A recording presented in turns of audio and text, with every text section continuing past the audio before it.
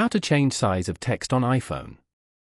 To get started, go ahead and open up the Settings application on your phone.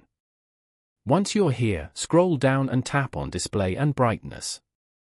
This page allows you to adjust the screen brightness, switch between light and dark appearance, enable True Tone, and configure other display-related settings. On this page, go to Text Size as shown.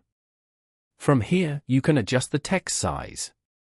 Drag the slider to preview and select a text size of your preference. Apps that support dynamic type will adjust to your preferred reading size below. This way, you get more control over your experience with the device. Following these steps, you can easily change size of text on iPhone. This way, you get more control over your experience with the device. Thank you for watching. Please leave a like if this tutorial helped you, or leave a comment below if you have any questions related to the video.